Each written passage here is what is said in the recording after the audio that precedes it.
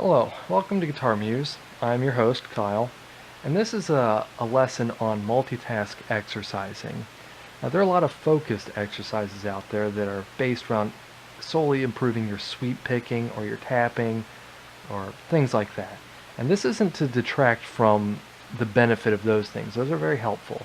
But I found that if I don't add new things to my practice routine, uh, then it kind of gets stagnant and my playing can suffer from it. So this is also kind of an exercise in keeping the practice routine fresh. Okay, before we get too far into the exercise, let's discuss what we're up against. This is an exercise in developing multiple different aspects of guitar playing in one sitting, in one shot. And so what the exercise itself entails and how it works really kind of depends on the priorities of whoever is doing it. For me, I made a list of the various things I wanted to improve on. And on the technical side, it came down to string skipping, sweeping, tapping, and alternate picking. And on the theory side, I wanted to improve on arpeggios and mostly how the various triads of the major scale of the major keys lay out on the fretboard. All of this while improving my timing, so I have my metronome and I have a tempo picked out. Now, going back to what I said about arpeggios and how they lay out on the fretboard, each day I move the exercise around. So in one day, I'll start on E flat and I'll play up and down the fretboard, and then the next day I'll choose, say, E, and I'll do the same exercise, just moved to a different position. And then the third day I'll do it in F, and then F sharp, or maybe I'll just pick, you know, just pick a fret at random. Now the incentive behind that is guitarists can often kind of find their safe home spot, usually open E or whatever you have the low string tuned to. And that's a very natural and comfortable and accessible position, but it can be limiting if you don't force yourself to move around on the neck. Now the goal here is to make the whole fretboard feel comfortable so that if you're up here and you're playing a major chord, you know, based off what key you're in, what comes next? Well, you got a minor, or maybe it was another major or whatever. Just sort of internalizing where you're at more uh, thoroughly. So there's that. Now let's go ahead and take a look at the exercise itself. Now for the exercise.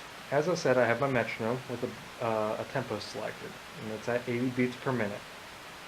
Now, the incentive behind that is I'm not really worrying about how many beats per minute can I play this at.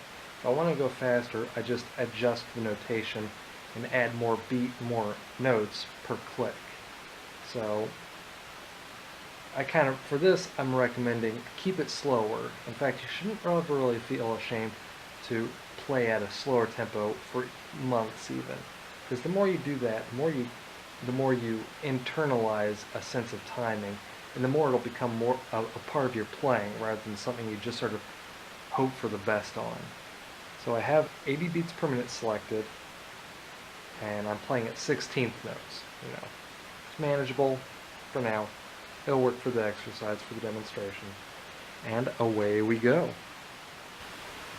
Alright, now, I elected, when developing this exercise, to break it down simply at first, and build up from there. So I took arpeggios and I just exercised sweeping. And with my tempo, my metronome,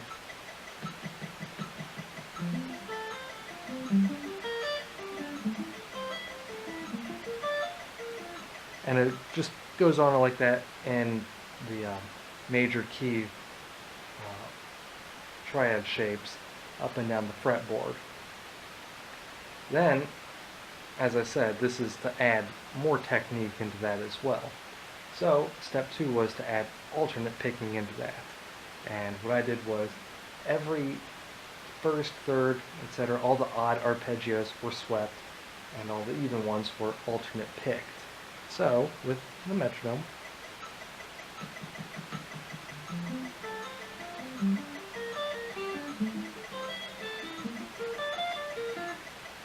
and so forth. It gets a bit trickier at that point because your hand will kind of get into the groove of things, and it'll just sort of like, okay, I can do the up and down over and over. But then you kind of surprise it with the sudden change of pace, because the rate your hand has to move for alternate picking is very different from the way it has to move with sweep picking. So that will translate to needing to change what your hand is doing impromptu pretty well. Alright, and now we add the tapping into it.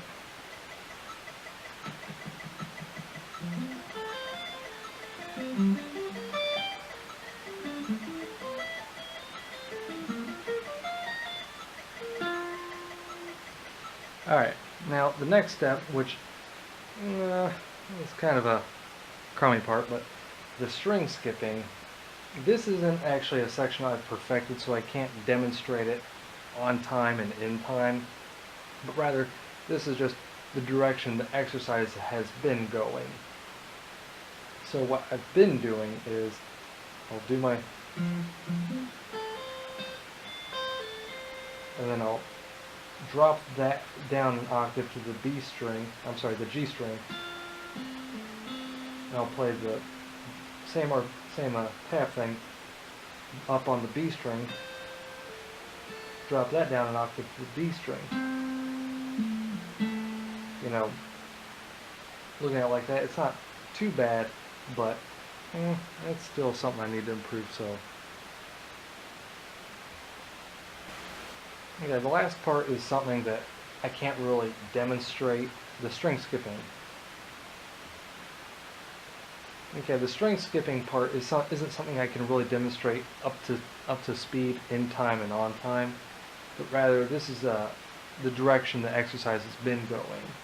So what I do is I'll do the sweeps and I'll do the alternate picks, and then I'll tap the same arpeggio, and I'll drop it down an octave from the high E down to the G string, and I'll go to the B string down to the D string. So it will look like this.